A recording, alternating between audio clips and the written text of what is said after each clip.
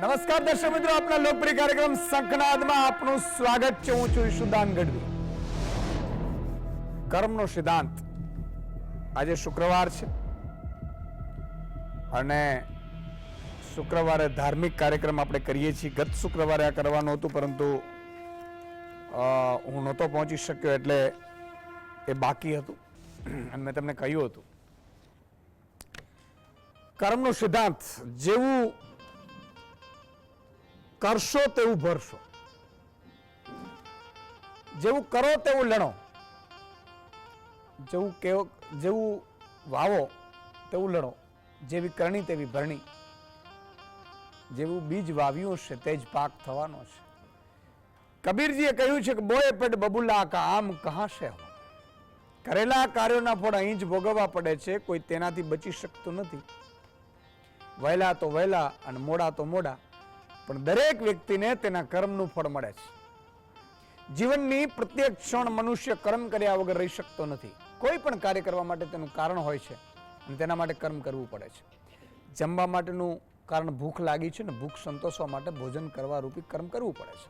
તરસ લાગી હોય તો તેને પૂર્ણ કરવા માટે પાણી પીવું પડે. પણ આ કર્મો કર્યા પછી જ તેના સંતોષ રૂપી ફળ મળે છે. પરંતુ સારા કર્મોનું ફળ સારું હોય છે, જ્યારે ખરાબ કર્મોનું ફળ ખરાબ મળે છે. લોકો કોઈ પણ સાથે ખરાબ કરતા પહેલા બિલકુલ વિચાર નથી કરતા. દરેક વ્યક્તિ વિચારતો હોય છે કે તે જે કરે છે તે જ સાચું છે.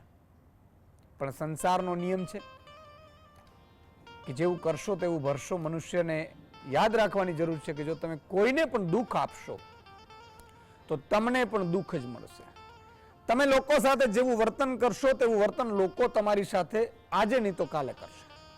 તમે લોકો માટે ખાડો ખોદશો તો તમારે પણ એ અંધારામાં ભૂલું પડીને એ જ ખાડામાં પડવાનો વારો આવશે.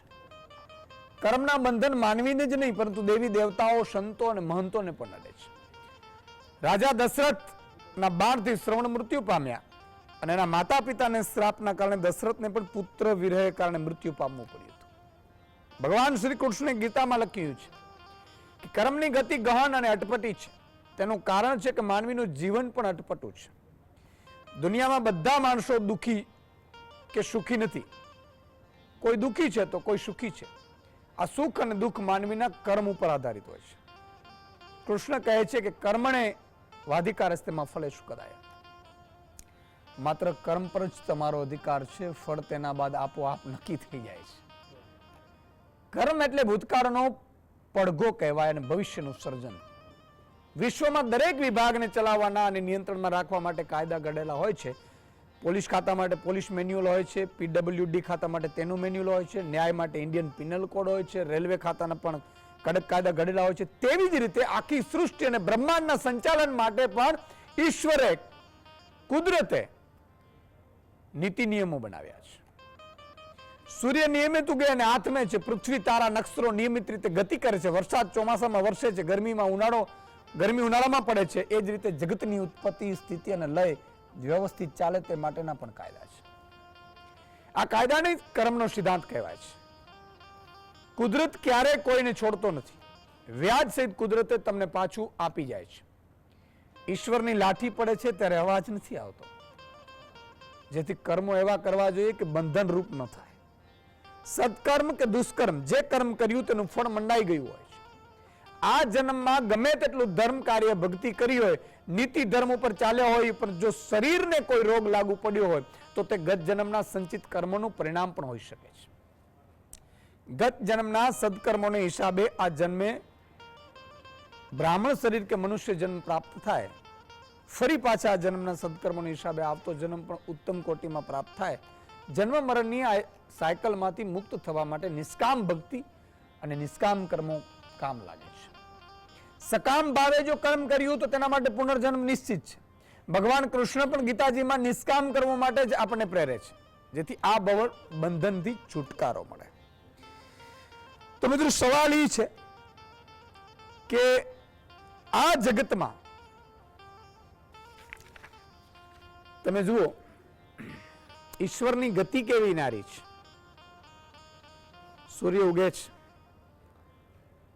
ક્યારે એમ નથી કહેતો કે મારે કલાક મોડું થઈ જશે. ભગત બાપુની વાંસળી હું વારંવાર કહું છું. એમણે લખી અને એમાંથી સૂરો રેલાવ્યા કે નદી પોતે પોતાનું પાણી નથી પીતી, ઉપકારી એનો આત્મા. ગાવડી પોતે પોતાનું દૂધ નથી પીતી, ઉપકારી એનો આત્મા. ઝાડવા એટલે વૃક્ષ પોતે પોતાના ફળ નથી કે તમને કેરીની સિઝન છે, તમે આંબાને મારો એટલે કેરી આપશે તમને. પણ આઠમું કાણું ઈશ્વરને શું સૂજ્યું ને એ પાડ્યું ને એમાં મનુષ્યનો અવાજ નીકળ્યો કે ગામ આખાનું લૂંટીને મારવું દે, મારું નહીં ભરાય. બેસુરો અવાજ નીકળ્યો.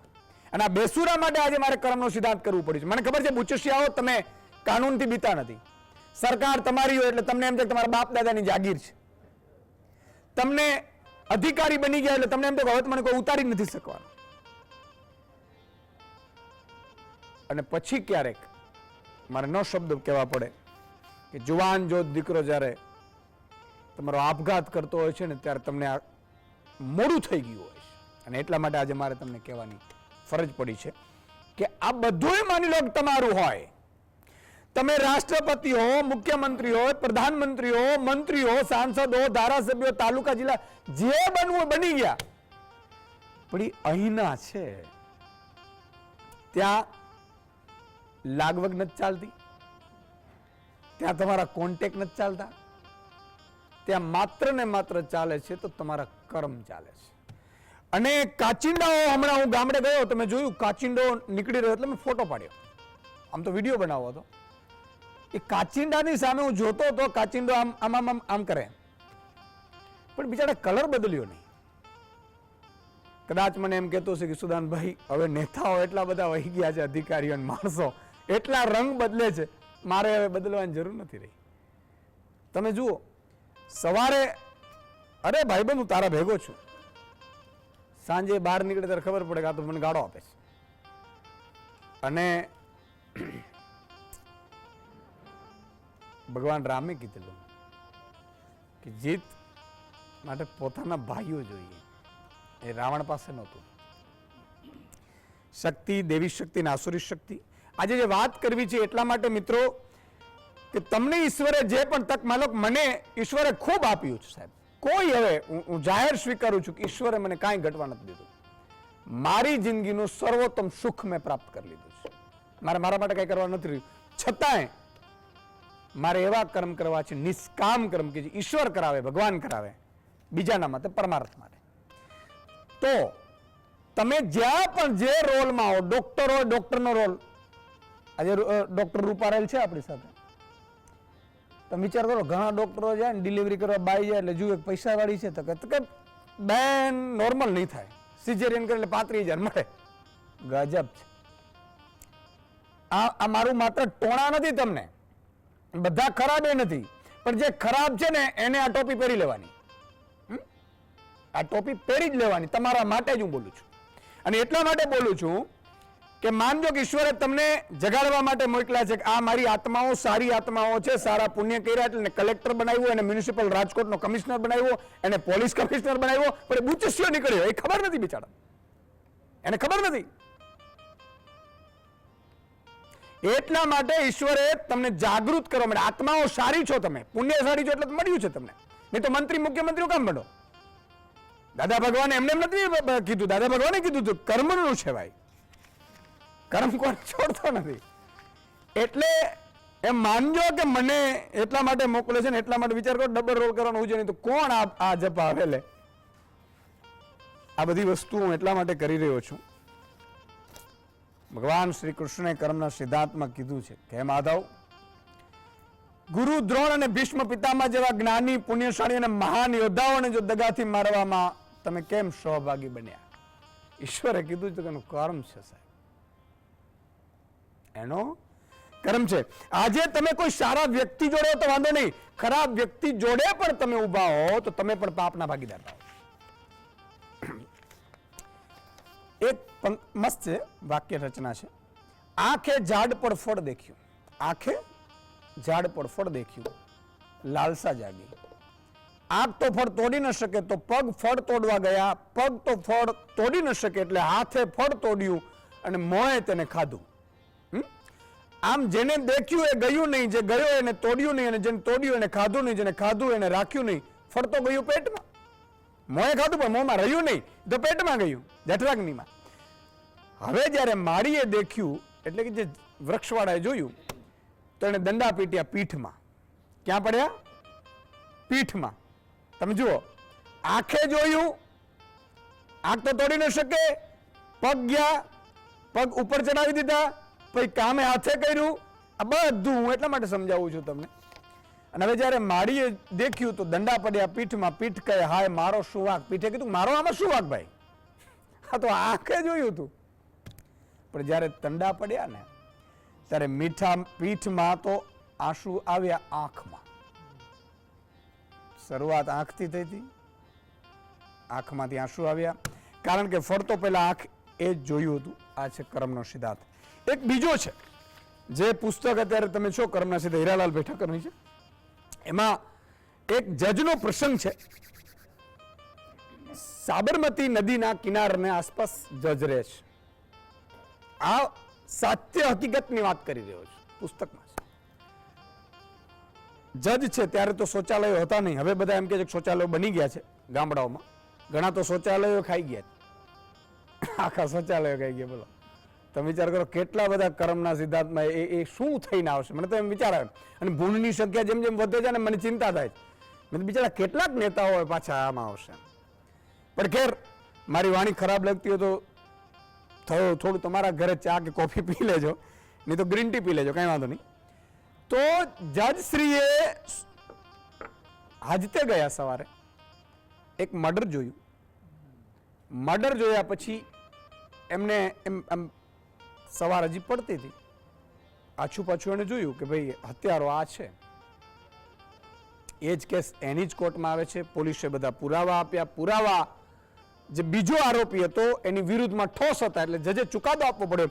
પણ જજ છે કર્મના સિદ્ધાંતમાં માનનાર, એટલે એમણે કહ્યું કે મારે ચુકાદો તો આપવો પડ્યો.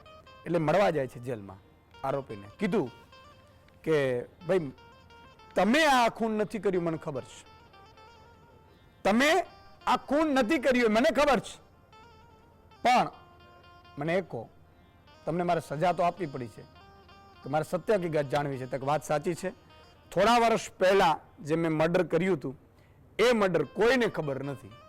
આ મર્ડર મેં નથી કર્યું, પણ આ મર્ડરમાં હું આવી ગયો છું. એટલે માની લો ક્યાંક તમે આવી જાઓ આ ટીમમાં તો ઈશ્વરને દોષ ન દેતા. તમારું પન્યું છે ને એ ખુલ્યું હશે. અને કુંડલીની શક્તિ હોય છે, હું ધ્યાનમાં માનું છું, ધ્યાન કરીએ છીએ એટલા માટે તમને કહીએ છીએ. કુંડલીની શક્તિ રહેલી હોય છે. કુંડલીની શક્તિ છે ને એ જન્મો જન્મની તમારા કર્મની પુસ્તિકા છે. આમ પત્તો ફળે ને એટલે ખબર છે, ઘણા જો મંત્રી બની જાય એમાંથી પ્રધાનમંત્રી બની જાય. હા, ઘણા નાયબ પ્રધાનમંત્રી ને ઓપરે આવી જાય. પન્યું ખુલ્યું હોય અને પાછું પન્યું જાય એટલે ભાઈ ડબ્બામાં આવી જાય. આ બધું વસ્તુ થવાની. એટલા માટે દુનિયામાં ક્યારેય ભૌતિક સુખ તો આવશે ને જશે, કર્મ કોઈને છોડતો નથી. આ મુદ્દા ઉપર ચર્ચા કરવા માટે આપણી સાથે 4 મહાનુભાવ જોડ્યા છે. પહેલા સવાલ લઈ લઉં. મસુમાબાદ ગુજરાતના કયા શહેરનું જૂનું નામ છે? એ રાજકોટ, બી અમદાવાદ, સી સુરત, ડી વડોદરા. તમારો જવાબ અમને વોટ્સઅપ કરો 701631 નંબર પર. તમારું નામ અને ગામનું નામ ખાસ કહેજો. 5 સિલેક્ટેડ જે હશે એનું નામ હું બોલીશ. 5 મહાનુભાવ આપણી સાથે જોડાયા છે. રામેશ્વર બાપુ છે, કથાકાર છે. સંગીતાબેન લાબડિયા લોકગાયક છે. અવનીબેન ભાડેસિયા મોટિવેશનલ સ્પીકર છે. ડોક્ટર પરેશ રૂપાલે ડોક્ટર છે, સમાજ સુધારક છે. કર્મના સિદ્ધાંતની પુસ્તિકાઓ પોતે માને છે અને કર્મના માને છે. એટલું કહીએ તો એટલું આવી જાય. તો 4 મહાનુભાવોનું સ્વાગત છે. શરૂઆત રામેશ્વર બાપુ આપણાથી કરીશ કે કર્મનો સિદ્ધાંત શાસ્ત્રોએ ઘણા કહ્યા છે. જેમ જેમ કલિયુગનો પ્રભાવ આવે છે, પેલા એવું હતું સરપંચ બને ને, સરપંચ એ પંચનું નહોતા ખાતા કે મારી પ્રજા નબળી થશે, મારા દીકરાઓ નબળા થશે. હવે મુખ્યમંત્રી બને ને તો એટલો બધો બ્રિજા મંદિર ખાઈ જાય બહાર ન નીકળે એટલા બધા. આ એક મુખ્યમંત્રી વાત નથી, આ તો હું ઓવરઓલ કહું છું. કોઈ સારા હોય કોઈ ખરાબ હોય, આ તો દાખલા રૂપ આવું છું. આઈએસ આઈપીએસ અધિકારીઓ ઘણા તો એટલી સંપત્તિ ભેગી કરીને પછી એમ કે હવે કિસકો દઉં મેં, કિસકો દઉં. એક તો મને ખબર છે પૂર્વ મંત્રી છે બિચારા, એને એની મિલકત છે ને પોતાના નામે લેવાય નહીં એટલે બીજા નામે આપ્યો. એ ફરી ગયા મારા નામે જ છે, ડખે ચડી ગઈ. એટલે આ કર્મનો સિદ્ધાંત શું છે રમેશ્વર બાબુ? પહેલાં તો જે વિષય છે એ થોડો ગહન છે અને શાસ્ત્રની રીતે સમજી શકાય, સાયકોલોજીકલ રીતે સમજી શકાય, અને સાયન્સની ભાષામાં સમજી શકાય, અને લોકબીન ભાષામાં પણ સમજી શકાય, અને ગામડાના ઝૂંપડાના માણસને સમજાવવો હોય તો એની ભાષામાં સમજી શકાય. બરોબર. ઈશુદાનભાઈ ન ભૂલતો હોય તો ભૂતકાળમાં આ વિષય આપણે બહુ ગહન રીતે ચર્ચા કરી ચૂક્યા છીએ. હવે શાસ્ત્રનો માણસ છું એટલે થોડીક વાત કરું, દ્વારકાથી વાત શરૂ કરું કે દ્વારકાના નાથ 14 બ્રહ્માંડનો અખિલપતિ, બરાબર છે, એના જેવો તો કોઈ અત્યાર સુધી આ જગત ઉપર પૂર્ણ પુરુષોત્તમ કોઈ આવ્યું નથી. એ એક દિવસમાં રડે છે, એક દિવસ, અને એ સોનાની નગરીનો જે પિલર છે ત્યાં માથું પછાડીને રડે છે સંગીતાબેન. અને એ સમયે અષ્ટપટરાણીઓ દોડીને જાય છે એની પાસે અને પૂછે છે કે આપ રડો છો શા માટે? દ્વારકાનો પ્રસંગ છે. અને ત્યારે કૃષ્ણએ અષ્ટપટરાણીનો પ્રશ્ન કર્યો હતો કે હે જામવતી, આ સામ જે છે દીકરો એ તારો ને મારો દીકરો છે? સીધો પ્રશ્ન એટેક કર્યો અને અષ્ટપટરાણીઓ સબ થઈ ગઈ હતી. અને રૂક્ષ્મણીને પહેલો પ્રશ્ન પૂછેલો કે રૂક્ષ્મણી, આ પ્રદ્યુમ્ન છે એ આપણું સંતાન છે? અને ત્યારે અષ્ટપટરાણીએ કીધું હતું કે પ્રભુ, આ પૂછવાનું કારણ શું? બરાબર છે.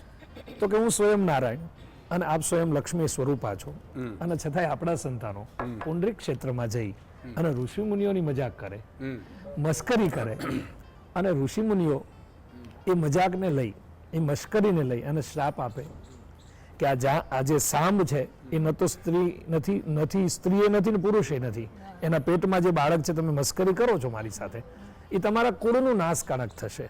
અને એ સમયે આખા યદુકુળને ઋષિ મુનિઓનો શ્રાપ લાગ્યો કૃષ્ણના સંતાનોનો કારણે. અને ત્યારે રૂક્ષ્મણીએ પૂછેલું ભગવાન કૃષ્ણને કે આપ સ્વયં નારાયણ, હું લક્ષ્મીજી, અને છતાંય આપણે આપણા બાળકોને એવું શું ન શીખવી શક્યા કે પુંડરીક ક્ષેત્રમાં જે ઋષિ મુનિઓની મસ્કરી કરી અને આપણને આખો શ્રાપ લાગ્યો ને આપણો યદુકુળ નાશ થશે? અને એ સમયે ભગવાને કીધેલું કે ભલે હું ઈશ્વર છું, નારાયણ છું, પણ કૌરવોની સાથે મેં પક્ષપાત તો કર્યો જ છે, અને પાંડવોને 5 જ હતા અને છતાંય મેં જીતાડ્યા છે.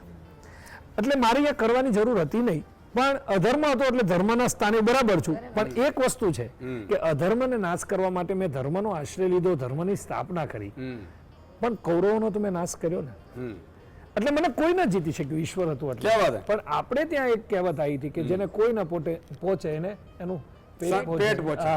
એટલે રૂક્ષ્મણી, મને કોઈને આ જગતમાં જીતી શક્યું, પણ મને મારા સંતાનોના કારણે જ મારા ભોગવવાના દિવસો આવ્યા અને આખા યદુકુળા નાશ થશે. એટલે તમે જે કર્મની વાત કરો છો, અને આજે જે કર્મનો ટોપિક છે, ગીતાજીના 8મા અધ્યાયમાં કર્મની વાત છે, શ્રીમદ ભાગવતજીમાં છે, રામચરિતમાનસમાં તુલસીદાસજીએ પણ કર્મની ગહન ગતિ વાત કરી છે. હમણાં આપણે બહુ સરસ વાત પેલી ઉદાહરણ આપી, આંબાવાડી ઉદાહરણ આપી, અને વકીલ સાહેબની પણ વાત કરી.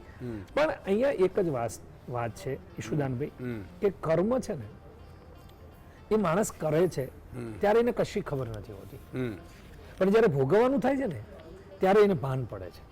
અથવા તો જ્યારે કરે છે ત્યારે એની યુવાનીમાં હોય છે, અથવા તો એના અભિમાનમાં હોય છે, અથવા તો એની સત્તામાં હોય છે, અથવા તો એ ત્યારે એ એમ જ માને છે કે હું જ સર્વસ્વ છું. બરાબર. એનું એક જ કારણ છે કે કાં ત્યાં એનું કંઈક ખૂટે છે, કાં માણસાઈ ખૂટે છે, કાં એનું એક કંઈક અંદર પડેલો કહેવાય કે પ્રેમ અથવા તો લાગણીઓ ખૂટે છે. તમે જોજો, હમણાં એક વાત કરી, તમે હમણાં એક શબ્દ બહુ વાપરો છો બધા માટે, પણ આ મોટા માણસ ને ગજાના માણસો જ કેમ આવું કરે? ઝૂંપડામાં રહેવાવાળો માણસ છે એની કર્મની ગતિ જોજો. એ સાંજ પડે ને એટલે એના છોકરાને બેસાડીને એક ભજન ગાય, એ તો સંગીતાબેન ગા છે, પણ એ બધા છોકરાને, રમતા છોકરાને એમ કે શું કે એક જ ભજન ગાય કે કરેલા કર્મના બદલા ભોગવવા પડે છે, દેવા પડે છે. અને પાછા એમ કે તમે રસ્તો બદલાવી નાખો ને તો એ આડા ફરે છે. એટલે કોઈને છોડતા નથી. કરેલા કર્મના બદલા ભોગવવા પડે છે, અંતે દેવાડે પડે છે. કરેલા કર્મના બદલા એટલે આપણે ત્યાં નાનો માણસ ભલે અભણ છે, પણ એને ખબર છે કે મારે કર્મની ગતિ કેવી રીતે. આજે ઝૂંપડાનો માણસ છે ને, તમે નીકળો ને એટલે એટલું તો પૂછે જ. ઉનાળાના સમયે તમારે પાણી ના પીવું હોય ને તો એ સામેથી એમ પૂછશે કે બાપા પાણી પીશો. એ કર્મની એ પોટલી બાંધે છે.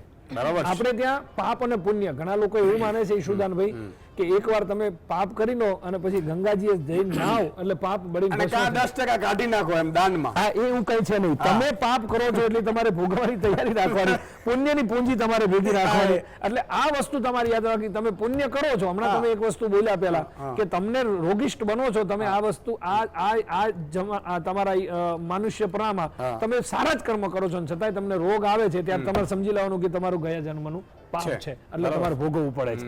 એટલે કર્મની ગતિ છે એ ત્રણ યુગ. જળભરતની કથાની યાદ કરું શ્રીમદ ભાગવતમાં કે એ પેલા જળભરત હતા, એના ઉપરથી આ દેશનું નામ ભારત પડ્યું, અને પછી એ બીજો જન્મ ભરત થયા ને બીજો જન્મ હરણનો થયો અને ત્રીજો જન્મ ભરત થયો, પછી એની ગતિ થઈ. એટલે ત્રણ જન્મો સુધી આપણે ત્યાં પિંગલાની વાત છે ને, ચાર યુગ પહેલા યુગમાં, હા, એ આખી જે વાત છે. એટલે તમારી ભોગવવું જ પડે છે. એટલે જે તમે જે મહાપુરુષો છે, મહાપુરુષ શબ્દ વાપરીશું, તમારા જેવા શબ્દ નહીં વાપરું, કારણ કે પણ એ મહાપુરુષોને આજે કર્મનો સિદ્ધાંત છે એ થોડાક માનવતાથી સમજે તો સારું છે, મનથી સમજે તો સારું છે, અને હૃદયથી આપની વાત, ઈશુદાનબેનની વાત, જીએસટીવીની વાત અને જે આ મહાનુભાવો હજુ ચર્ચા કરવા છે એની વાત હૃદય સુધી પહોંચે એ જ પ્રાર્થના સાથે. બિલકુલ. જો મારું કહેવાનું એટલા તમારી વાત એકદમ સાચી છે. તમે બહુ મસ્ત રીતે આમ બનાવ્યું, પડીકું બનાવ્યું સંગીતાબેન. પણ મારું કહેવાનું એવું છે કે હું એમને એ ઠંઠોડવા આવ્યું છે, જાગ જીવડા જાગ, એમ જગાડવા જ પડે. બરાબર, જગાડવા જ પડે. અને જગાડવાના હોય ત્યારે સંતો મહંતો તો છે જ પ્રેમથી જગાડવા માટે. આપણે ઠમઠારીને જગાડીએ ને. હવે તો શિક્ષણ પદ્ધતિ એવી થઈ ગઈ છે, તમે વિચાર કરો, નર્સરીથી માંડી અને તેમનું પીએચડી સુધી કરી આવો, વિદેશ સુધી કરી આવો, ક્યાંય કર્મનો સિદ્ધાંત આવતો નથી. ઋષિ મુનિઓના શિક્ષણમાં એ આવતું હતું સાહેબ. અને એવું નહોતું, ઋષિ મુનિઓની શિક્ષણમાં આપણી તાકાત એટલી હતી, બાણાવદી અર્જુન બાણ મારે ગાંડીવ ચડાવે સાહેબ, કેટલી તાકાત હતી એમની. આ મચ્છવેદન એમના માટે આમ ભલે કડક ગયે, મચ્છવેદન એના માટે નાની વાત હતી સાહેબ. એ બાણાવિદમાં એટલી બધી શક્તિઓ હતી, એ શ્લોકોમાં એટલી બધી શક્તિઓ હતી કે બાણ મારે, વિંધી આવે, વિંધીને પાછો બાણ બાથામાં આવી જાય, એવું તો કેટલી બધી. તો કહેવાનો મતલબ એ છે, પણ એમાં કર્મનું બધું શીખવાડતા હતા. હવે એક પાઠ ઉમેરવો પડે ને ખરેખર, તો ઉમેરાય શિક્ષણમાં. બૂચ મારો તો શું થાય, એ બૂચ બહુ મારે, તકલીફ મને અહીંયા પડે છે. અરે ગામના ગામ લૂંટી લઈને પછી ના ના હા આપણે તો એ કે એલા પણ ગામ તો ખાલી કરી નાખ્યું, સેવા કરીએ કે હું તો સેવા કરવા આવ્યો. એક જણા એવું કીધું કે મારે સેવા કરવી છે, તો કેમ, તો ઘા તો કે સેવા કરવા માટે સરકારે તોડી નાખી. એ સરકારે કે તમે કે બરોબર સેવા નથી કરી શકતા, તમે અહીંયા આવી જાઓ, એટલે અહીંયા જ સેવા વધારે કરીએ. ઠીક છે સંગીતાબેન, તમારી પાસે આવું. કર્મના સિદ્ધાંત ઉપર આજે આપણે સંકળાટ કરીએ છીએ, અને જેથી કરીને જાગૃત કરવા માટે લોકોને, અધિકારીઓને, મંત્રીઓને, નેતાઓને, કે જ્યાં વધારે 3 જગ્યાએ અત્યારે માલ વધારે હોય છે. માલ એટલે પૈસા. એક છે અધિકારીઓ, એક નેતાઓ, એક ઉદ્યોગપતિઓ, અને બીજા છે કેટલાક ધર્મગુરુ. કેટલાક, આ સાચી વાત છે ને, ફેક્ટ છે. ધર્મગુરુએ બન્યા છે, સારું છે, પુણ્યના કર્મે બન્યા છે, પછી પાછા વર્ષો સુધી જેલમાં રહેવું પડે છે. થાય, આ કાંઈ કર્મનો સિદ્ધાંત છે. તો તમે તમારા મતી અને પછી તમને જે ઠીક લાગે તે એક સંભળાવો પણ. જી, કર્મનો સિદ્ધાંત આપણો આજનો વિષય એ ભજનમાં તો બહુ ગવાણો છે. સંતોએ કર્મના સિદ્ધાંત માટે ચેતવણી, એટલે આ બધી ભજનની જે ધારા છે, આપણી પરંપરા છે, એ કર્મના સિદ્ધાંત હારે જ જોડાયેલી છે. મોરાર સાહેબ પંથના મોરાર સાહેબે એક બહુ સુંદર મજાનું આ ભજન મને આજે આપણા વિષય માટે યાદ આવે છે કે નહીં તો મટે એ જબ તાલ, નહીં તો મટે સાધુ મેરે ભાઈ, એ લખિયા નહીં તો મટે, નહીં તો મટે એ જબ તાલ, નહીં રે ઘટે સાધુ મેરે ભાઈ, એ લખિયા નહીં તો મટે. એ દશરથ ચોકી તળાવની ને શરવાણ પાણી લાભ રે રે શ્રવણ પાણી લાભ રે ત્યાં તો તાકીને મારા તાકીને મારા તીર યાદડા રુદાના કરે સાધુ મેરે ભાઈ એ લખિયા નહીં તો મટે. આવા અનેક ઉદાહરણો આપણા ભજનમાં સંતોએ કીધા છે. ચેતવણી આ વીતી ગયેલી જેની ઉપર છે, અમ વીતી તમ વીતશે, એ તો ગાય જ છે, પણ જે નથી સમજતા એના માટે ચેતવણી આપી છે સતાર શાહે. સત્તાર બાપુએ એમ કીધું છે કે ન જાવું કુમાર ગે કદાપી, ન જાવું એ ન જાવું કુમાર ગે કદાપી. બહુ વિચારી એ સમજી વિચારી ડગલા ભરું છું. શું પૂછો છો મુજને કે હું શું કરું છું. કર્મ પાસે ના કાગળ ના કિતાબ, છતાં પણ એની પાસે આખી દુનિયાનો હિસાબ. એટલે જે કંઈ કરવું એ સમજી વિચારીને કરવું. આપનું એક પગલું પણ એ આપની 7 પેઢી માટે પણ કર્મનો હિસાબ ઉધાર અથવા જમા કરી શકે એવું સંતોએ કીધું. અમે તો વાણીના વાહકો છીએ એટલે આવી રીતે. વાહ, અદ્ભુત, બહુ જ સરસ રીતે સંગીતાબેને સંગીત વગર આખો રોનકડાવી દીધી અને જ્યાં ઉતારવાના હતા શબ્દો એ લોકોને ત્યાં ઉતારાઈ દીધા. એક નાનકડો 30 સેકન્ડનો નાનકડો વિરામ છે. વિરામ લઈને પાછા આવીએ છીએ, ક્યાંય જતા નહીં, તરત મળીએ છીએ.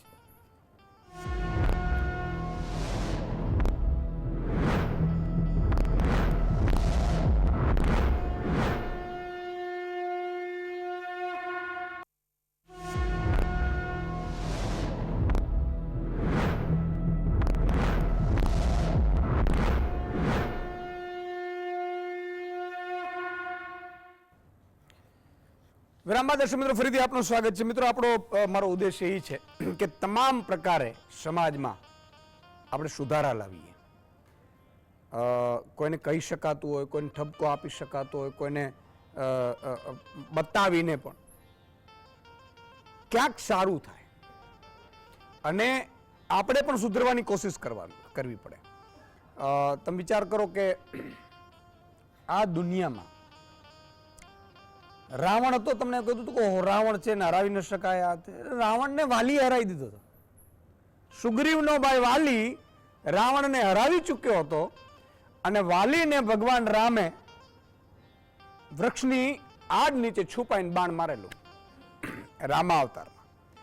સતયુગમાં ભગવાનને આવવાની જરૂર નથી. બધા લોકો પરમાર્થ માટે તમે આમ નીકળો એટલે એમ કે ભાઈ મારે હરામનું ન ખવાય. સતયુગમાં બધા એવા આત્માઓ આવે. દ્વાપર એમાં 5% ત્રેતાયુગમાં ગડબડ થાય. ત્રેતાયુગમાં પછી ઈશ્વરે જયારે એન્ડિંગ આવે ને ત્યારે ઈશ્વરે આપવું પડે, ત્યારે રામા અવતાર થયું. એટલે રામા અવતારમાં ભગવાન રામ આવ્યા, વાલીને માર્યું. કારણ કે વાલીએ એમના ભાઈ સુગ્રીવની પત્નીને, એ બધા તમને ખબર છે. એ ભગવાને જ્યારે વાલીને છુપાઈને માર્યા ત્યારે ઈશ્વરે પણ કૃષ્ણ અવતારમાં દ્વાપર યુગમાં પ્રાચીના પીપળે, આજે પણ તમે જાઓ વેરાવળની આસપાસ, વેરાવળની 7 કિલોમીટર પ્રભાસ પાટણ છે, અહીંયા ઈશ્વર આમ કરીને સૂતો છે. એ તમને મને એ સંદેશો આપે છે કે મેં જો વાલીને માર્યો ને મારે પારધીના હાથે મરવું પડ્યું હોય તો તમે કઈ હાથની મૂડી છો. એટલે એ વાત છે. અવનીબેન, તમારી પાસે આવવા માંગુ છું. અવનીબેન ધ્યાન કરાવે છે, ધ્યાન શીખવાડે છે, વર્ષોથી ધ્યાન કરે છે, મોટિવેશનલ સ્પીકર પણ છે. અને ધ્યાન ઉપર પણ એકવાર તમને એવા સંતને હું લઈ આવીશ, હું કોશિશ છે મારી, એવા સંત મહાત્મા છે કે અત્યારે ગૌતમ બુદ્ધની સ્થિતિમાં છે. ગૌતમ બુદ્ધની સ્થિતિમાં છે. એ એમના સૂક્ષ્મ શરીરથી એ જાય છે. એમને અત્યારે કોશિશ ચાલે છે મારી. હું તો પોતે એમનો સાધક છું, મારા ગુરુદેવ છે. પણ ધ્યાન ઉપર પણ કરીશું.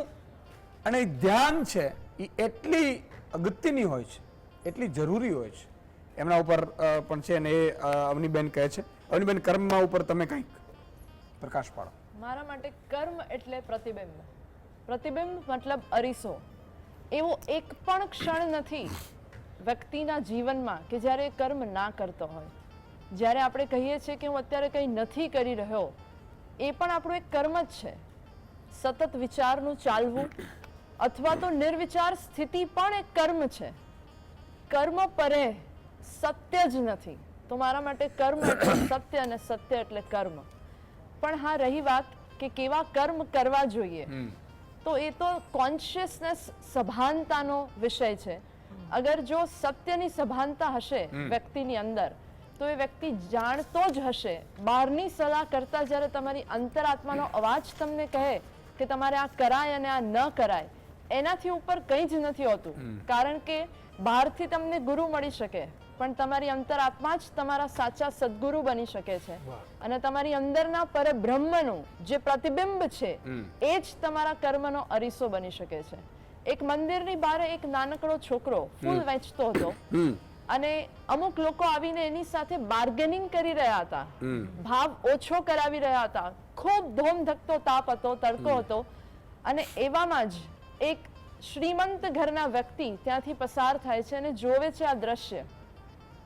એ દ્રશ્ય જોઈને એનું હૃદય પીગળી ઉઠે છે, કારણ કે એને એ દ્રશ્ય ના જોયું કે લોકો છોકરા સાથે બાર્ગેનિંગ કરી રહ્યા છે. એને છોકરાના પગ ઉપર દ્રષ્ટિ નાખી, કારણ કે છોકરાએ ચપ્પલ નહોતા પહેર્યા. એ વ્યક્તિ મંદિરમાં પછી જાય છે, જે દર્શન કરવા આવ્યા છે પોતાના દર્શનને વિરામ આપી દે છે. એ સૌથી પહેલા પોતાની પાસે કમાયેલી જે લક્ષ્મી છે, હું પૈસા શબ્દ નહીં વાપરું, કારણ કે એ વ્યક્તિનું જે વિઝન છે એ મહેનતથી પૈસા નથી કમાયા, એ મહેનતથી પરસેવાની કમાઈથી પોતાની ઈમાનદારીથી એને લક્ષ્મી અર્જિત કરી છે. એ લક્ષ્મીને જે એને અર્જિત કરી છે એનો ઉપયોગ કરીને એ ચપ્પલ લાવે છે, એ દીકરાને પહેરાવે છે. અને દીકરો જાણો છો શું સવાલ પૂછે છે? દીકરો સવાલ પૂછે છે, તમે ઈશ્વર છો ને? એ શ્રીમંત વ્યક્તિ કહે છે, ના બેટા, હું ઈશ્વર નથી. તો પાક્કે તમે ઈશ્વરના દોસ્ત જ હશો, તમે ઈશ્વરના મિત્ર જ હશો. કારણ કે આજ સવારે આ મંદિર ખુલે પહેલા જ્યારે હું અહીંયા આવ્યો અને મેં અંદર દર્શન કર્યા, એની પહેલા મેં ઈશ્વરને પ્રાર્થના કરી હતી કે મને કામ કરવું તો ગમે છે, મહેનત કરવી તો ગમે છે, પણ આ જે ધોમધકતો તડકો છે જેમાં મારે સતત ઊભું રહીને મહેનત કરવાની છે, કંઈક એવું કરજે કે યા તો તડકો ઓછો થઈ જાય, યા તો મને કોઈ ચપ્પલ પહેરાવી જાય. મારી વાત મારા સિવાય મારો ઈશ્વર જ જાણતો હતો, અને જો તમે આ વાતને સાર્થક કરી છે તો નક્કી તમે ઈશ્વરના મિત્ર છો. સો એ વ્યક્તિ જે છે એ પોતાનું કર્મ જાતે જ નક્કી કરે છે. એ પોતાનું પ્રતિબિંબ એણે જ નક્કી કરવાનું છે કે મને શું જોવું છે. વ્યક્તિઓ અંદર દર્શન કરવા જાય છે, પણ એ છોકરાની મહેનત, એની ગરીબાઈ અને એનું વ્યક્તિત્વ ને એનું અસ્તિત્વ નથી દેખાઈ રહ્યું. એને તો પોતાના 10 રૂપિયાના ફૂલમાં 9 રૂપિયા અને 1 રૂપિયાનો ફાયદો દેખાઈ રહ્યો છે. શું લાગે પણ છે કે એ જ્યારે અંદર દર્શન કરવા જશે ત્યારે ઈશ્વર એને જોઈને ખુશ થશે અને તથાસ્તુના આશીર્વાદ આપશે? ક્યારેક પૂછજો પોતાની જાતને આ પ્રશ્ન કે જે માંગવાનો અધિકાર તમે માની લો છો પોતાની જાત પ્રત્યે, શું એ મેળવવાની પાત્રતા પણ પોતાના કર્મો દ્વારા તમે અર્જિત કરી છે? જો આ જવાબ તમને હા મળે તો સાચું માનજો, તમને માંગવાની જરૂર નહીં પડે, કારણ કે તમારા માયલાની અંદર જ તમારો પરબ્રહ્મ છે. માંગવું ના પડે, પાત્રતાથી મળી જાય ઓટોમેટિકલી.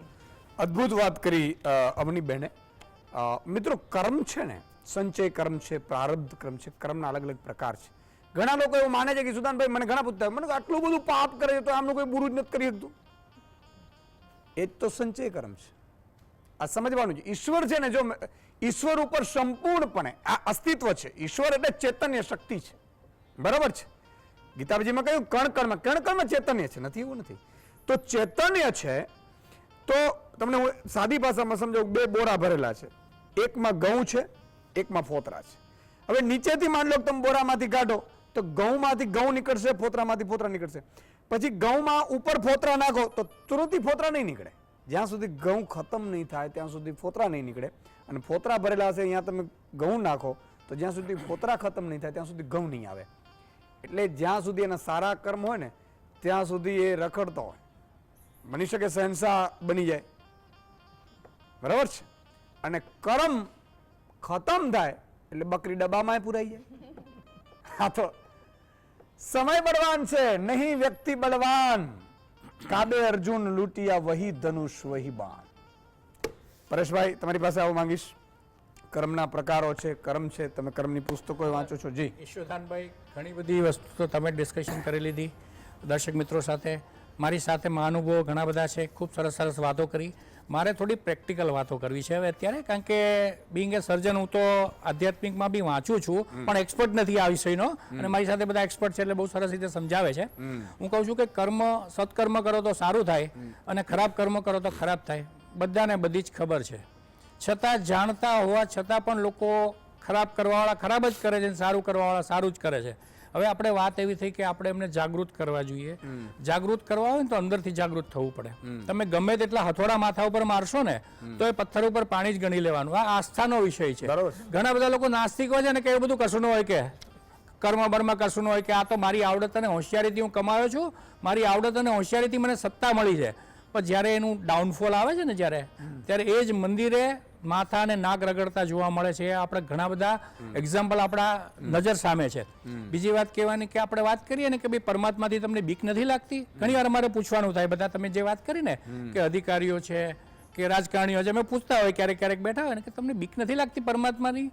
તો કે પરમાત્માને તમે જોયા છે કે? સામે એવા પ્રશ્નો આવે. તમે કહો ભાઈ આત્માને તમે જોયા છે કોઈ દિવસ? તમે આત્માને જોયા છે તો બી તમારું શરીર ચાલે છે ને ઓટોમેટિક, ઓટો મોડ ઉપર.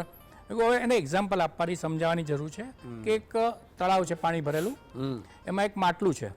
તળાવમાં પણ પાણી છે, માટલામાં પણ પાણી છે.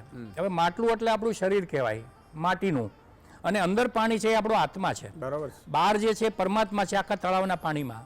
જ્યાં સુધી માટલું એમને સારું હોય ને, વર્ષો થાય, જર્જરિત થાય એટલે માટલાનું પાણી તૂટી અને તળાવમાં મિક્સ થઈ જાય, એટલે આત્મા પરમાત્મામાં વિલીન થઈ જાય એવું કહેવાય.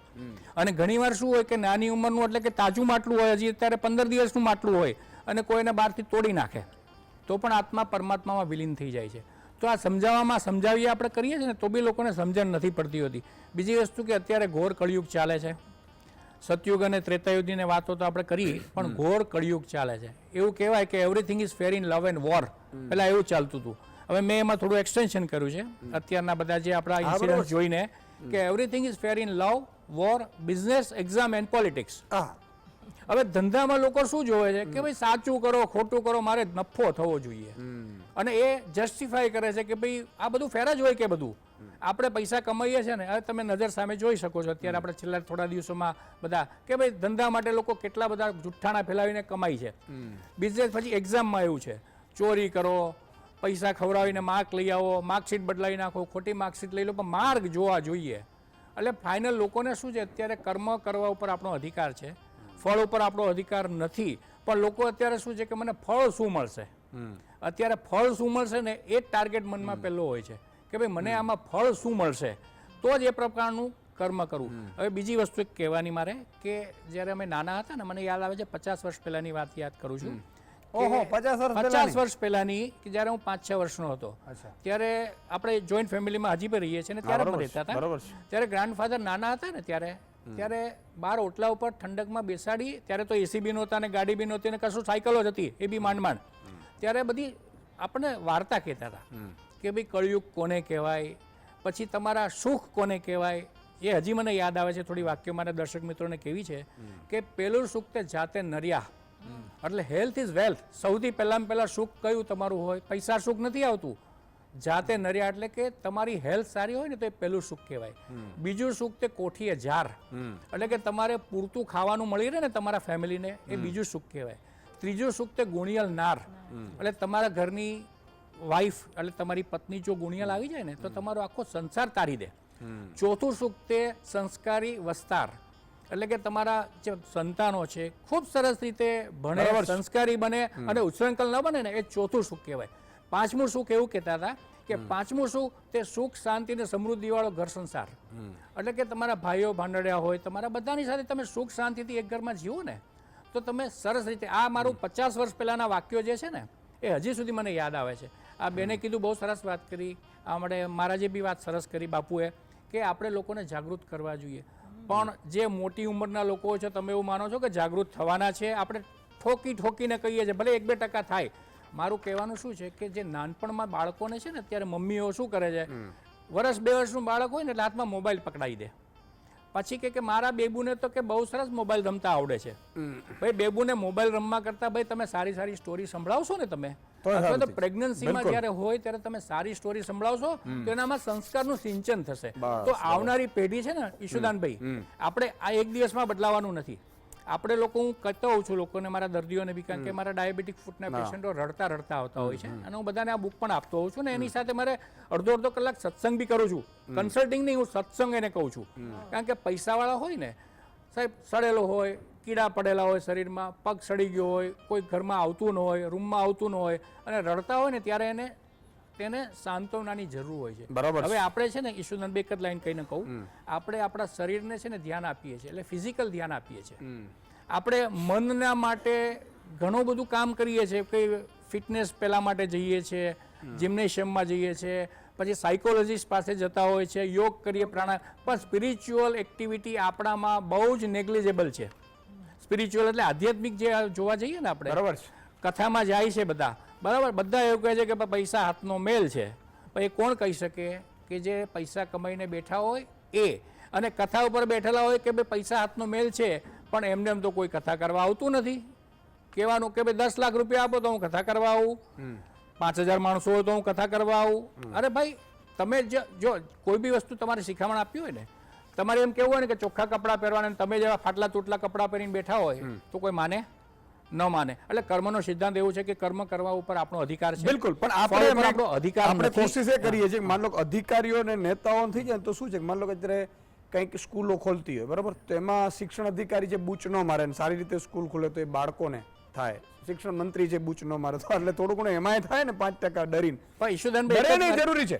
માન લો કે તમે વૃક્ષ આમ જુઓ, તમે ઘણી જગ્યાએ રોડ ઉપર જતા હો પણ મામાદેવનું વૃક્ષ હોય ને કાપે નહીં, એટલે ડરીને એટલું તો રહે, વેડી તો વૃક્ષ બચે છે. એટલે આ આપણો ઉદ્દેશ્ય છે. ના, એમાં ઉદ્દેશ સારો છે. અને ઈશ્વર કરાવે, આપણે નિમિત્ત છીએ.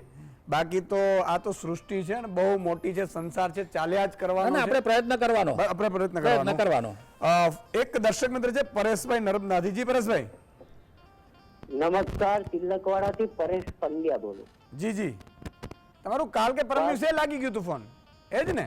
આ કર્મનો સિદ્ધાંત, હા, આજનો વિષય એટલો સુંદર છે. હા, અને તેમાંય મને અમારા દાદા એક વાત કહેતા, નર્મદા શંકર ઉમિયાશંકર પંડ્યા, હા, કે જ્યારે ભીષ્મ પિતામાં બાણ સૈયા પર સૂતા અને તે વખતે ભગવાન કૃષ્ણ એમની પાસે આવે છે અને ત્યારે ભીષ્મ પિતામહે ભગવાન કૃષ્ણને એવું કહ્યું કે ભગવાન, મને જે જીવન આપ્યું છે, જન્મ આપ્યો છે, એમાં અત્યાર સુધી મેં એવા કર્મ નથી કર્યા, એવા કર્મ નથી કર્યા કે મારે બાણ સૈયા પર સૂવું પડે. તો મારે આ બાણ સૈયા પર શા માટે સૂવું પડ્યું? એટલે ભગવાન કૃષ્ણએ એવું કહ્યું કે એ વાત તમે જવા દો. કે ના, મારે જાણવું છે. ભગવાનને કહે છે કે મારે જાણવું છે. ત્યારે ભગવાન કૃષ્ણએ એમ કહ્યું કે તમે આટલા વર્ષ પહેલા, આટલી પહેલા તમે એક પ્રતાપી અને એ રાજા હતા અને જ્યારે તમે બગ્ગી લઈ અને જ્યારે તમારા નગર ચર્ચા માટે નીકળેલા તે વખતે તમારા રથની નીચે એક કાંચીડો આવતો હતો અને તમને દયા આવી એટલે એ ભાલાથી લઈ અને બાજુ પર જે મૂક્યો અને તે બાજુમાં કાંટાની વાડ હતી અને એમાં એ કાંચીડો પડ્યો એટલે તમારે બાણ સૈયા પર સૂવું પડ્યું. ત્યારે ભીષ્મ પિતામહે કહ્યું કે મને તો દયા આવી ને પ્રભુ, એટલે હું એ કાંચીડો બાજુ પર મૂક્યો. હવે બાજુમાં કાંટાની એ વાડ હતી, મને દયા આવી તેનું શું? ત્યારે ભગવાને કહ્યું એટલે દયા આવીને એટલે તમારા છેલ્લા સમયે હું આવીને અહીં ઊભો છે. કર્મનો સિદ્ધાંત એવો છે કે કોઈને ખૂબ ખૂબ આભાર. આ નર્મદા જેવા નાનકડા જિલ્લામાંથી આ પરેશભાઈ જેવા વ્યક્તિઓને, એટલે માણસો પાસે છે બધું જ્ઞાન, આ તે બધું જ છે, એવું નથી કે નથી. રામેશ્વર બાબુ ફરીથી આવું છું. બીજું ટર્ન છે એ 2 મિનિટ વાળું છે. જી રામેશ્વર બાબુ. સરસ સુંદર ચર્ચા ચાલી રહી છે, પણ એટલું જ કહીશ કે તમે રોડ ઉપરથી નીકળો અને ગાયને કદાચ ઘાસ ન ખવડાવો તો એ કંઈ કર્મની વાત નથી. કોઈ છોકરું રડતું હોય ને તમે એને પાણી ના આપો તો કંઈ કર્મની વાત નથી. પણ તમે કોઈનું શોષણ કરો, તમે કોઈના હા તો મોટા ભાગે આજે આ કલયુગમાં સૌથી મોટું કર્મનો પોટલા બાંધવાની મારી ઉપર ચડતી ફરિયાદ છે. હા ચારિત્રની વાત છે. તમે કોઈને ધક્કો મારી દો તો ચાલે, તમે કોઈને લાફો મારી દો તો ચાલે, પણ તમે કોઈને ચારિત્રથી કોઈ ને બદનામ કરો છો, એથી મોટું આ કલયુગમાં કોઈ પાપ નથી સાહેબ. એમ હા, એથી કોઈ મોટું પાપ નથી. એમાં તમે કોઈને ચારિત્રથી કોઈ બદનામ કરો છો ત્યારે સ્પષ્ટતા વાત છે કે તમારી હાથ પેઢીનો પરિચય એમાં તમને મળી જાય છે. સ્પષ્ટ હા, કે તમારા બાપ દાદા કેવા હતા. તમે કોઈને વિશે જ્યારે ખરાબ બોલો છો અથવા તો તમે કોઈને વિશે જ્યારે કંઈ બોલો છો ત્યારે તમે ગમે એવા વિદ્વાન હોય, ગમે એટલું તમે કર્યું હોય, પણ એ સમયે તમારી આખી પ્રતિબિંબ આખું જગત જોઈ રહ્યું છે. ક્યાં વાત છે. એટલે આપણે ત્યાં એવું કીધું છે કે તમે સમજી લો, નથી કહેતા કે અવાડામાં ઓલું કહેવાય ને કે ઓલામાં કુવામાં હોય તો અવાડામાં આવે. એટલે તમને કઈ સત્તા મળે, તમને કઈ ઓલી મળે એટલે તમે કોઈનું શોષણ કરો. શોષણ જ સૌથી મોટું કર્મની પાપ છે. તમે શોષણ ના કરજો, આ મજબૂરીનો લાભ તમે ક્યારેય લઈ શકો. અને બીજું કે આ જગતમાં સૌથી વધારે ક્રાંતિ કોઈએ કરી હોય આ વિષય ઉપર, અથવા તો જગાડવાનું જગતને કોઈએ કામ કર્યું તો હું સૌથી પહેલા સંતો મહાપુરુષોને ઉકાળીશ. કારણ કે એને બીજું સ્થાન હું સાહિત્યકાર અને કલાકારોએ જે આ લોકોએ રાત દિવસના ઉજાગરા કરીને સાહેબ રાત્રે 5-5 વાગ્યા સુધીના આ લોકો જે ગામડાના માણસ, ભલે ભણેલા ગણેલા માણસને કદાચ નહીં મારે, પણ હા જાગૃત ગામડાના ઝૂંપડા સુધી જો જગાડવાનું કોઈ કામ કર્યું હોય અને સાહેબ એક ભજન ગાય, આ સંગીતાબેન એક ભજન ગાય કે કરેલા કર્મના બદલા ભોગવવા પડે છે સાહેબ. એટલે એની ઇફેક્ટ જે આવે છે સમાજમાં, હા બહુ મોટી ઇફેક્ટ આવે છે. હા, એટલે સમાજના છેવાડાના માણસ સુધી જો સુધારવાનું મોટું કોઈ કામ કર્યું હોય, હા તમે આજે હમણાં બીજી રીતે વાત કરો, એને તો નહીં સુધારી શકીએ કારણ કે એને ડાયરા ને કથાને કોઈ લેવા દેવા નથી સાહેબ. એને ધર્મના ચોપડા સાથે કોઈ લેવા દેવા નથી. એને તો એની જે નોકરી ચાલે છે અથવા તો એનો જે 5 વર્ષનો સમયગાળો એમાં મળ્યો છે એને એ ચોકઠા ગોઠવવામાં જ પડ્યા છે કે મારે 5 વર્ષ પછી કદાચ આપણે સીટ રેક ના રહે ત્યાં સુધી આપણે કેટલા વીઘા જમીન થઈ જાય, આપણે કેટલા ફાર્મ થઈ જાય, આપણે કેટલી ગાડીઓ થાય, એમાં જ બધા પડ્યા છે. પણ જે ગામડાનો માણસ છે, ઝૂંપડામાં રહે છે, ખેડૂત છે, એને ક્યારેય ઈસુદાનભાઈ એ ક્યારેય ઈચ્છતો નથી કે મારે 50 વીઘા છે તો 60 વીઘા થાય. એ ઈચ્છે છે કે આ 50 વીઘા હું છેલ્લી અવસ્થામાં મારા છેલ્લા શ્વાસ સુધી મારા છોકરાને આપું. બસ એ જ વિચાર રાખી, 55 ની આશા નથી રાખતો. બસ એટલે આ જ મોટો કર્મનો સિદ્ધાંત છે. એટલે કોઈને છેલ્લે આજે જી સ્ટીવના માધ્યમથી કહી દઉં કે કોઈને મોટામાં મોટું કળિયુગમાં પાપ છે કે કોઈના ચારિત્ર ઉપર જ્યારે તમે શંકા કરો છો ત્યારે તમારે તો ભોગવવું પડે છે, તમારી પેઢીઓને ભોગવવું પડે છે. અને તમે જે રક્તકુળમાંથી આવ્યા છો, વાંધો નહીં, એમ ન કરો. હા, અને તમે જે કુળમાંથી આવ્યા છો એ કુળમાંની 7 પેઢીઓનો તમે પરિચય આપો છો અને એ કુળને ભોગવવું પડે છે. એટલે કોઈના ચારિત્ર ઉપર ક્યારેય ન જવું. આ કલિયુગમાં કર્મનો મોટામાં મોટો સિદ્ધાંત કલિયુગ છે. એટલે સૌથી પહેલા કહી દઉં કે આ વસ્તુ કલિયુગમાં ક્યારેય કોઈના ચારિત્ર ઉપર શંકા ના કરવી. તમને બહુ ગુસ્સો આવે તો ક્યારેક કોઈને મારી લો, તમે વઢી લો, પણ કોઈના ચારિત્ર ઉપર જવું વાત સાચી છે. ઈશ્વર છે ને એ દરેકને આમાં જન્મોજન્મનું પાણીઓ ખુલતું હોય એટલે બની શકે કે ક્યાં કોઈક જન્મથી ક્યાંક ભટકાઈ ગયું હોય એટલે ઈશ્વર બધું હિસાબ કરતો હોય. જી સંગીતાબેન, એમાં બાપુએ વાત કરી એની યાર હું સમજ છું કે આ કલાકારો, કથાકારો જે વાણીના વાહક હોય, વાણીના માધ્યમથી આ બધાને જગાડે, જાગીને જગાડે, બહુ સારી સાચી ને સારી વાત છે. ઠીક છે, કલાકારો તો અને કથાકારો, રૂપારેલ સાહેબે વાત કરી કે આટલા લોકો લે છે પૈસા કે એ એક મહેનતાણ, હું તો કહું એનાથી ઉધરતા હોય તો ભલે લે. ના અને લેવા એટલા માટે જોઈએ કે ભાઈ અત્યારની આર્થિક સ્થિતિ હોય. કહેવાનો મતલબ એ નથી, તમે જે રીતે તમે વાત કરો છો ને, હું કોઈના ઇન્ડિવિજ્યુઅલ ઉપર નથી એક્સેપ્ટ કરતો હું આ રીતે, કે જ્યારે તમારે કરવાનું હોય ને ત્યારે 5 સ્ટાર ગાડીઓમાં મર્સિડીઝ 2 કરોડની ગાડીમાં ફરતા હોય અને પછી એમ કે તમે સાદગી સાંભળો. ના મારી વાત સાંભળો બેન, તમારી વાત નથી, કોઈ ઇન્ડિવિજ્યુઅલ વાત સમજી ગયો. તમે પોતાની રેટ. હવે હું એક વસ્તુ કહું, થોડીક જગ્યાએ આવે છે ને, હું જરૂરિયાત થઈ જાય મારે, તમે ડોક્ટર છો, તમે ગાડી છે, દિવસમાં તમે 3 કપડા બદલાવો તો એમ કે તમારે તો એક જ કપડામાં ફરવાનું. આ વસ્તુ આવી છે. એટલે આ જનરલાઇઝ વાત છે, ઇન્ડિવિજ્યુઅલ વાત નથી આમાં. ઓકે, પણ એમાં 100% ની વસ્તુ એ છે કે ચાલો તમે એમ કહો કે મહેનતાણું તો જરૂરી છે. મહેનતાણું જરૂરી છે. વાત સાચી છે. અને હું તો હો જાગતા હોય વધારે બી લઈએ છીએ, મહેનતાના ગામ કરતા વધારે લઈએ છીએ. 4 વધારે લઈએ છીએ એમાં. બહુ સાચી વાત છે. પણ છેલ્લે આ બધું મહેનતાણું, ગાડી, તમે કહો બંગલા, નોકર, ચાકર, એ બધું કર્માનુસાર બધાને મળતું હોય છે. પણ હું વાતની એક વાત છેલ્લે સરવાળો આવીને તો એ જ ઉભો રહીએ કે સજ ધજ કે जिस दिन मौत की शहजादी आएगी, न सोना काम आएगा न चांदी आएगी, न न सोना काम आएगा न चांदी आएगी कर्मों का प्रताप तूने पाया मानव तन मोह माया में डूब रहा क्यों मूर्ख तेरा मन ये मोह की नैया तुझे एक दिन डुबाएगी न सोना કામ આએગા ન ચાંદી આએગી ભેગું કઈ આવવાનું નથી સિવાય કરમ એક હજી પેલું મને એ સાંભળો મજા આવશે પેલી મુझे मेरी मस्ती हाँ, सभी में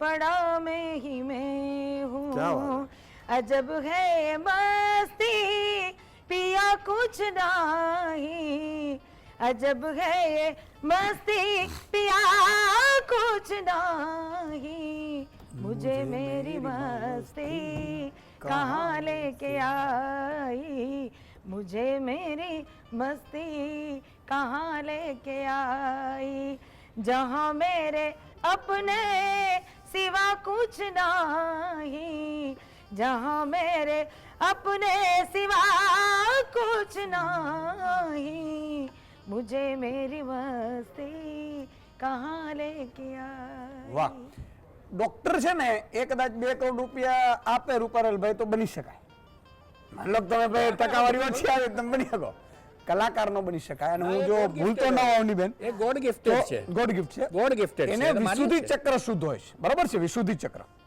વિશુદ્ધિ મતલબ 7 ચક્રો છે અને એની ઉપર 7 ચક્રો છે ધ્યાન થોડું ઘણું એટલે બહુ તો નહીં પણ આમ પ્રાથમિકમાં છીએ સ્વાધિષ્ઠાન ચક્ર છે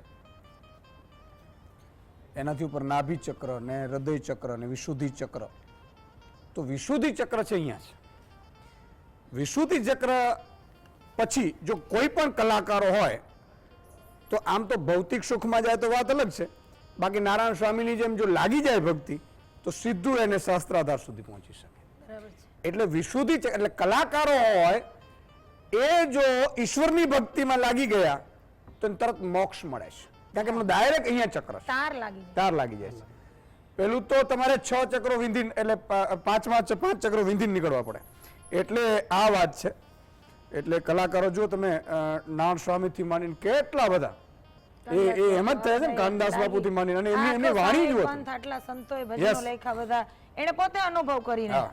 વીજળીને ચમકારે મોતીડા પરો પાનભાઈ. પાનભાઈ અચાનક અંધારા થશે કે વિચારો એટલે એ જ છે અવનીબેન જી 2 મિનિટ કર્મ એવું કરીએ કે કર્મના ફળની આશા જ ના બચે. હું હંમેશા આ વસ્તુને જીવવામાં માનું છું. ક્યાં વાત કર્મ કરવામાં જ એટલો પરમાનંદ આવે. એક હોય આનંદ, પછી હોય નિજાનંદ અને પછી હોય પરમાનંદ. કર્મ કરતા કરતા જ એટલો પરમાનંદ આવે તો પછી કર્મના ફળની આવશ્યકતા જ ક્યાં રહી? અને હું આ અહીંયા જ જોઈ રહી છું આ જીએસટીવી ની ઓફિસની અંદર હું જ્યારે આ પ્રિમાઇસીસમાં એન્ટર થઈ એક બહુ જ અદ્ભુત વસ્તુ જે મને બહુ જ ગમી, આમ કહેવાય ને કે હૃદય સ્પર્શી ગઈ એ વાત. આટલી મોટી પ્રિમાઇસીસ છે, લોકો ચાહે એવું સારું ઇન્ટિરિયર કરી શકે, એવી સારી ડિઝાઇન કરી શકે કન્સ્ટ્રક્શનની અંદર, અને અહીંયા બધું જ બેસ્ટ ઓફ ધ બેસ્ટ છે જ, પણ એક પણ ઝાડને કાપવામાં નથી આવ્યું. યસ આ પ્રિમાઇસીસની અંદર મેં એક વસ્તુ ઓબ્ઝર્વ કરી, એ ઇન્ટિરિયરનો ભાગ છે પ્રકૃતિ. પ્રકૃતિના ભોગે કન્સ્ટ્રક્શન નથી થયું, પ્રકૃતિની સાથે કન્સ્ટ્રક્શન થયું છે. તો કર્મનો સિદ્ધાંત કેવળ ને કેવળ તમારી માનવતા ઉપર નહીં, તમે એક જીવ છો, તમે સૃષ્ટિના ભાગ છો, તમારી આજુબાજુ પણ તમારાથી ઉપરના ડાયમેન્શનના, તમારાથી નીચેના ડાયમેન્શનના અલગ અલગ જીવ રહે છે. અને જે જીવ નથી એટલે કે જે અવ્યક્ત છે અને વ્યક્ત છે, જે આકાર છે, જે નિરાકાર છે, એ બધી જ વસ્તુઓની કોન્શિયસનેસ સાથે અગર જો આપણે કર્મ કરતા થઈ ગયા તો કર્મના ફળની ચિંતા તો નહીં કરવી પડે, પણ જન્મ પણ સાર્થક થઈ જ જશે. ક્યાં વાત હે પરેશભાઈ સંક્ષિપ્તમાં જન્મ ક્યાં લેવો એ આપણા હાથની વાત નથી. તમારા આગલા જન્મના કર્મ પ્રમાણે જન્મ લેવાય છે. કોઈ કરોડપતિના ઘરે જન્મે છે, કોઈ ભિખારીના ઘરે જન્મે છે. સુખ દુઃખ પણ આપણા હાથની વાત નથી, પણ કર્મ કરવા આપણા હાથની વાત છે. તમારે કોઈ બી વસ્તુ કરવા ટાઈમે તમારા મગજમાં વિચાર રાખશો ને કે આનાથી અન્ય કોઈને હાનિ તો નથી થતી ને, તો તમને કોઈ દિવસ તકલીફ નહીં થાય. બીજી વસ્તુ મારે કહેવાની કે રોજ રાત પડે ને, તમે જ્યારે સુવા જાઓ ને ત્યારે તમે એક વિચાર કરજો કે આજના આખા દિવસમાં મેં કોનું ભલું કર્યું, કોનું ખરાબ કર્યું. જો તમે ખરાબ કરેલો છે ને તો તમને રાત્રે ઊંઘ જ નહીં આવે. અમારે બીજું એક ખાસ કહેવાનું એમાં કે સુખમાં બહુ છકી નહીં જવાનું. સુખ દુઃખ તો કર્મના તમારા ફળ પ્રમાણે આવે છે. ઘણા લોકો એવું માને છે કે હું 2 ખરાબ કર્મ કરું છું, એની સામે 4 સારા કર્મો પણ કરું છું, પણ કે 2 કર્મ મારા ખરાબ કર્મ બાદ થઈ જાય છે. એવું નથી. ખરાબ કર્મોનું પણ તમારે ફળ ભોગવવું પડે છે અને સારા કર્મોનું ફળ પણ તમને સારું ભોગવવું પડે છે. હવે ખાલી છેલ્લી 2 લાઈન હું કહી દઉં છું, પછી વિરમું છું કે નીતિમત્તા અને નૈતિકતાને ધ્યાનમાં રાખીને આપણે સમાજમાં રહીએ છીએ. નીતિમત્તા અને નૈતિકતાને ધ્યાનમાં રાખીને તમને પોસાતું હોય તેવી અને અન્ય કોઈને હાનિ ન થાય તેવી અને મનમાં જે ઈચ્છા હોય ને દરેક બાબત તમારી જિંદગીમાં દરેક ક્ષણમાં જીવી લેવાની. એમાં તમને બીજાને મદદ કરવામાં આનંદ આવતી હોય એ કરવાનું, તમારે કોઈને હાનિ ન થવી જોઈએ. અને ભગવાનને હવે બીજું એક ખાસ છેલ્લી લાઈન કહું કે તમે જ્યારે ખોટું કરો છો ને ત્યારે આગળ જોવો છો, પાછળ જોવો છો, સામે જોવો છો, પાછળ જોવો, આમ તો લેફ્ટ રાઈટ આગળ પાછળ બધું જોવો છો, પણ ઉપર નથી જોતા. તમારો દરેક કર્મનો હિસાબ ઉપર લખાયેલો હોય છે ને, એનામાં કોઈ દેર નથી, અંધેર પણ નથી ને કશું ને ફળ નતો તમારે ભોગવવા જ પડે. યસ યસ, સમયનો અભાવ છે એટલે. પણ મિત્રો, મહાત્મા હોય જે કહ્યું છે એની વાણી જો હું તમને કહું, સિદ્ધ પુરુષો, હું તો એવા કેટલાય મહાત્માઓને મળું છું, આજે પણ મળું છું. એમણે એવું કીધું છે કે જ્યારે છેલ્લું મૃત્યુ સમયે તમે જે વિચારો ઉપર તમે રહ્યો એ આગલા જન્મમાં પરિવર્તિત થાય છે. હા, બીજું કે તમે કયા પ્રકારના આત્મા છો ને, તમારે જો ગણવું હોય તો હું તમને 2-5 આપું તમને પોઈન્ટ. એમાં જ તમને ખબર પડી જાય કે તમે આસુરી શક્તિ છો, દેવી શક્તિ છો, દેવી શક્તિમાં પ્રવેશવા વાળા છો. માન લો કોઈને પણ જોઈને તમને ઈર્ષા થતી હોય તો તમારે માનવાનું કે તમે આસુરી શક્તિમાં છો. કોઈનું સુખ જોઈને તમને તકલીફ પડતી હોય તો તમે આસુરી શક્તિમાં છો. કોઈને પણ જોઈ, કારણ કે હવે મારુતિ ત્યાં લાયો અને પીડા તમને થઈ તો અંદરથી તમારી જે આસુરી શક્તિ છે એ તમારા ઉપર હાવી થઈ, એટલા માટે થઈ. એમને કઈ પ્રોબ્લેમ નહીં થાય, પ્રોબ્લેમ તમને થશે, જમવાનું ઓછું તમને ભાવશે, ખ્યાલ આવ્યું, તમારો ચિત્ત ખરાબ થશે. બીજું, ચૈતન્યનો આભા મંડળ હોય છે. અમે ધ્યાન કરીએ ને ત્યારે એ ચૈતન્ય શુદ્ધ થાય. કેટલી નેગેટિવિટી છે, કેટલી એ જગ્યા ઉપર નેગેટિવિટી છે, આ બધું ધીરે ધીરે ખબર પડવા માંડે. તો તમે જ્યારે સારા લોકોના સંગતમાં બેઠા હો ત્યારે એનો આભા મંડળ, એના વિચારોનો આભા મંડળ થાય. એના ઉપર તમારી જે કથાકાર કથામાં જાઓ ને સારું વાતાવરણ, તમને મજા આવશે. જોયો ડોલવા માંડે, પછી ઈ જ બેન પાછી ત્યાં જઈને રસોડામાં પછી ડીપભાઈ માંડે, આવું થાય. એટલે વિચારોનું આભા મંડળ તૈયાર થાય છે. પ્રદૂષણ છે ને એ પોલ્યુશન પાણીનું થાય છે, હવાનું થાય છે અને વિચારોનું પોલ્યુશન થાય છે. એટલે આ બધી વસ્તુ છે. પણ એટલો હું માનું છું કે કેટલીક જગ્યાએ ઈશ્વર ભગવાન રામ છે એ પૂર્ણ મર્યાદા પુરુષોત્તમ, કૃષ્ણ છે એ પૂર્ણ પુરુષોત્તમ હતા. એટલે કલિયુગ છે એટલે થોડા ઘણા તમને એમ લાગતા કે આ પાપ છે, એ પાપ કદાચ ન પણ હોય, તમારી જીવન જીવવાની શૈલી પણ હોય, પણ તમે કોઈનું ખોટું ન કરો, ખરાબ ન કરો અને શાંતિથી જીવન જીવો, બીજાને જીવવા દો ને, એનાથી મોટું કોઈ સારું છે નહીં. એટલે કર્મ એવા કરજો, કોઈનું લૂંટીને નહીં લેવું, કોઈને છેતરીને નહીં લેવું. કોઈને માન લો શેર માર્કેટમાં તમે એમ કહી દો ભાઈ આમ કરી લો ને પછી એ થઈ જાય તો એ બધા પાપ છે, એ તમારે ભોગવવા પડશે. આજે બસ આટલું જ. 4 મહાનુભાવો, રામેશ્વર બાપુ, અવનીબેન, સંગીતાબેન અને પરેશભાઈનો ખૂબ ખૂબ આભાર. સવાલનો જવાબ લઈ લઈએ. મસુમાબાદમાં ગુજરાતમાં કયા શહેરનું જૂનું નામ છે? એ રાજકોટ. નામ આપનાર પૂજાબેન ગઢવી પોરબંદર, રાકેશ કરાડા અંકલેશ્વર, ભાવેશ ચૌહાણ અમદાવાદ, લક્ષ્મીબેન વસાવા રાજકોટ અને પુષ્પરાજ ગઢવી ભાવનગર. આજે બસ આટલું જ. ફરીથી મળીશું નવા વિષય સાથે, કારણ કે ચારે બાજુથી આપણે સમાજને સુધારવા માટેના પ્રયાસ કરવા પડશે. ત્યારે જ આપણે કંઈક સારું કરીશું, એનો આનંદ થશે. જય હિન્દ, જય ભારત.